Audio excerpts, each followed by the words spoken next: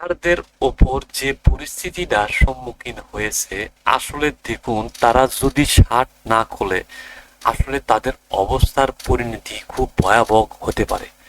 প্রিয় দর্শক, ভিডিও দেখে কমেন্ট করে জানাতে পারেন তাদের যে এই আন্দোলন, আসলে এই দেশের পরিস্থিতির যে অবস্থা, এই অবস্থাতে তাদের এই আন্দোলন কি ঠিক হয়েছে কিনা অবশ্যই কমেন্টে জানাবেন।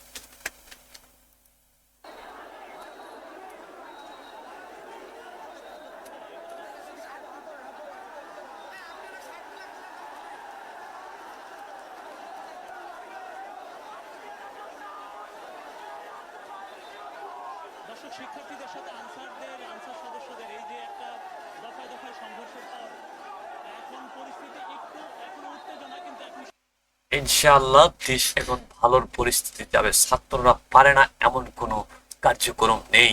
আসলে ছাত্ররা এখন জাতির বিরুদ্ধে বা জাতির সঙ্গে বা অন্য কোনো দ্বিমত পোষণ করবে না এমন সমাজকে গড়ার জন্য দৃঢ় প্রতিজ্ঞাবদ্ধ। আমরা আনসার সদস্যদের অবস্থা দেখাচ্ছি যে আসলে তারা মোটামুটি জীবন ভয়ে অনেকটা কোণঠাসা। সেনা সদস্যরা দুপক্ষকে শান্ত হওয়ার চেষ্টা করছে। আমরা দেখছি যে এখানে বৈষম্য বিরোধী ছাত্র আন্দোলন, গণ অধিকার পরিষদ অর্থাৎ ডাক্তার সাবেক ভিপি নুরু পক্ষের যিনি দ্বিতীয় ব্যক্তি নেতা হচ্ছে রাশেদ খান, তিনি এখানে এসেছেন শিক্ষার্থীদেরকে শান্ত করার চেষ্টা করছেন। আমরা দেখছি যে এখনো আনসার সদস্যদের উপরে তেড়ে আছে যে পরিস্থিতি, আসলে পরিস্থিতি সামাল দেওয়া খুব বিপর্যয়। আনসার সদস্যরা আসলে কি অবস্থায় এখানে আছে। আমরা একটু শুরু থেকে বলতে হয়, আসলে আনসার সদস্যরা এই অবস্থায় থাকতো না যদি না। কেন মামা ভুল করে এখন মাথা নাড়ো কেন? তোমরা কি আগে তোমাদের চিন্তা ভাবনা ছিল না? আসলে দেশটাকে যে বৈষম্য বিরোধী ছাত্র আন্দোলন এইরকম ভাবে এই সাহিত্য সাজিত অর্থাৎ ফেসিস হাসিনার হাত থেকে দেশটাকে রক্ষা করলো, তখন কি তোমরা তাদের সাথে আলোচনায় বসতে পারোনি? আসলে তোমাদের এটা ভুল, তোমাদের সিদ্ধান্তে ছিল এটা ভুল। আসলে তোমাদের আলোচনা করে এটা মেটাতে হতো। তারা 2 দিন ধরে যে আন্দোলন করছে, সেই দাবি স্বরাষ্ট্র মন্ত্রণালয়ের পক্ষ থেকে ইতিমধ্যে সেই দাবি মানার জন্য সরকার নীতিগত সিদ্ধান্ত নিয়েছিল। তো সেই নীতিগত সিদ্ধান্তের পরে আমরা দেখেছি যে সচিবালয়ে অবরুদ্ধ করে রেখেছিল সেই নীতিগত সিদ্ধান্ত নেওয়ার পরও। এরপরে শিক্ষার্থীরা সচিবালয়ের সামনে খালি করতে তারা এখানে চলে আসে। পরে সংঘর্ষের সৃষ্টি সূত্র হয়।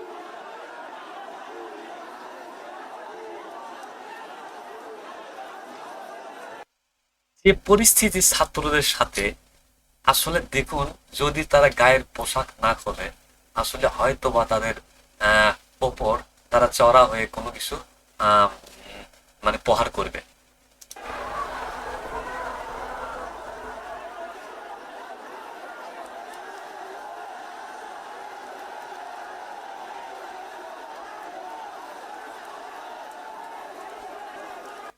অবশেষে ছাত্র সমাজের কাছে মাথা নত করতে বাধ্য হলো। আপনারা দেখেছেন যে আনসার সদস্যরা তাদের ইউনিফর্ম খুলে শিক্ষার্থীদের দিকে ছুড়ে দিচ্ছে। তারা বলছে তারা মার চাচ্ছে, তারা জীবন এখান থেকে নিয়ে ফিরতে চান, এই জন্য হাত জোর করে মাপ চাচ্ছেন এখান থেকে। একটা মানে একটা উত্তেজনাকর পরিবেশ। আমরা আশা করব দেশকে সুস্থ শৃঙ্খলা রাখতে এই ছাত্র সমাজ দেশের প্রতি অনেক একটা বিরল একটা ভূমিকা রাখবে ইনশাআল্লাহ। যে কোনো মোকাবেলার সম্মুখে তাহারা এসে প্রতিবাদ করার জন্য সাহস, মনোপ্রেরণা এবং মনোবল রাখবে ইনশাআল্লাহ।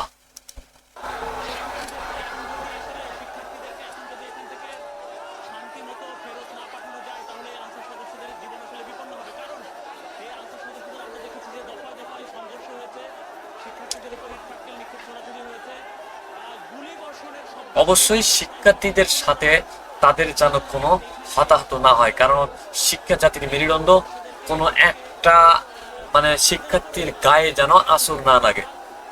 শিক্ষার্থীদের ক্ষোভটা হচ্ছে এখানে, যাতে শিক্ষার্থীদের উপর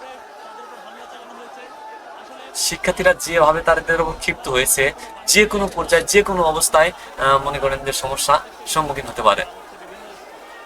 স্পর্শকাতর স্থাপনায় তাদেরকে নিরাপত্তায় নিয়ে ভয়ানক অবস্থা। করা হয়েছিল। পরবর্তীতে আমরা দেখলাম যে আনসার সদস্যরা সেটা না করে গত দুই তিন দিন ধরে বিভিন্ন আন্দোলনে লিপ্ত এবং আন্দোলন থেকে খুব ভয়াবহ অবস্থা। এই পরিস্থিতি যদি সামলাতে না পারে হয়তোবা চড়া একটা মূল্য দিতে হবে মানে আনসারদেরকে। আসলে তাদের এই সময় দেশের এই পরিস্থিতির এই অবস্থায় তাদের এরকম একটা প্রতিবাদ বা এরকম একটা আবদার করা ঠিক হয়নি। অবশ্যই প্রিয় ভাইয়ার্স, যারা ভিডিও দেখছেন অবশ্যই জানাবেন যে আসলে তাদের কি এই আবদার ঠিক হয়েছে কিনা।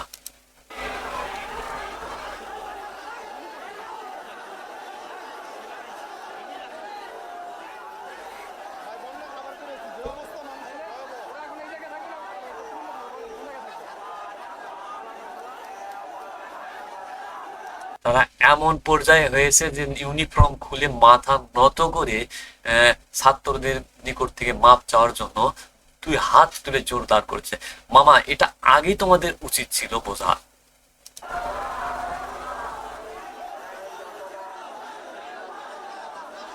দর্শক আপনারা দেখতে পাচ্ছেন যে সচিবালয়ের সামনে এখনো উত্তপ্ত পরিবেশ, দফায় দফায় সংঘর্ষ হয়েছে এবং সংঘর্ষের পরে সেনা সদস্যরা এই মুহূর্তে তারা এই দুই পক্ষকে শান্ত করার চেষ্টা করছেন, কিন্তু আসলে শিক্ষার্থীরা এখনো আসলে শান্ত হননি। শিক্ষার্থীদের দাবি হচ্ছে যে আজকে যে দিনভর সচিবালয়ের সামনে যে অবরুদ্ধ করা রাখা হয়েছে, পরবর্তীতে এই অবরুদ্ধ অবস্থা কাটাতে শিক্ষার্থীরা টিএসসি থেকে জড়ো হয়ে সচিবালয়ের সামনে এসেছিল। পরবর্তীতে আমরাও দেখেছি এবং শিক্ষার্থীদের যে অভিযোগ সেটা হচ্ছে যে তাদের উপরে পার্কেল নিক্ষেপ করা হয়েছে। কেন আমার শিক্ষার্থীদের ওপর তোমরা ইট পাটকেল মারলে কেন? তারা একটা জাতির সম্পদ, দেশের সম্পদ, দেশের গর্বিত সন্তান। তারা তারা দেশ রক্ষার ক্ষেত্রে নিজের জান বিলীন করে দিয়েছে। আসলে তোমাদের এটা ভুল ছিল যে আসলে ইট পাটকেল মারা না মারলেই ভালো ভালো হতো। এখানে ৯টার পরে বেশ কয়েকজন গুলিও ছুটতে দেখেছি সচিবালয়ের অংশ থেকে। শিক্ষার্থীদের অভিযোগ হচ্ছে আনসার সদস্যরা হয়তো যে নিরস্ত্র হয়ে আন্দোলন করছিল তাদের এই নিরস্ত্র অবস্থায় তারা ছিল না, শিক্ষার্থীদের উপরে গুলিও চালানো হয়েছে। পরে প্রায় হাজারো শিক্ষার্থী তারা একসাথ হয়ে সচিবালয়ের দিকে একসাথ হয়ে আনসার সদস্যদের দিকে তেড়ে আসে এবং পরবর্তীতে আপনারা দেখছেন যে আনসার সদস্যরা এখন একেবারে কোন ভাষা হয়ে তারা জীবন ভিক্ষা চেয়ে শিক্ষার্থীদের কাছে মাপ চাচ্ছেন। এমতো অবস্থায় শিক্ষার্থীদের কাছে নিজের জীবনকে ভিক্ষা চেয়ে মাপ চেলেন আনসার সদস্যরা। তার গায়ের ইউনিফর্ম খুলে আসলে দু হাত জোর করে মাপ চাচ্ছে। কেন এই সবের কি প্রয়োজন ছিল? দিয়ে দিয়েছেন যে তারা সংঘর্ষে জড়াবেন না, শিক্ষার্থীদের সাথে কোনো ঝামেলা করবেন না। আমরা দেখেছি যে ইউনিফর্ম খুলে খালি গায়ে মোটামুটি শিক্ষার্থীরা দাঁড়িয়ে আছেন, বসে পড়েছেন।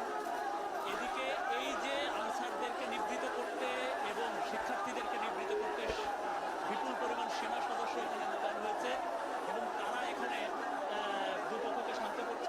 আমরা দেখেছি যে আনসার সদস্যরা, ইতিমধ্যে বলেছি যে আনসার সদস্যরা তারা সেনাবাহিনীর একটি গাড়ির দুইটি গাড়ির ভেতরে তারা অবস্থান নিয়েছে এবং দুইটি গাড়িকে তারা পাশে ভেতরে অবস্থা করে আগালেদের চেষ্টা করছেন। তাদের দিকে তারা মোটামুটি এখন কোণঠাসা হয়ে পড়ে শিক্ষার্থীদের তোপের মুখে পড়েছেন এবং শিক্ষার্থীরাও মোটামুটি তারা অবস্থান নিয়েছেন যে আনসার সদস্যদেরকে দিকে তাড়াতে এসেছেন।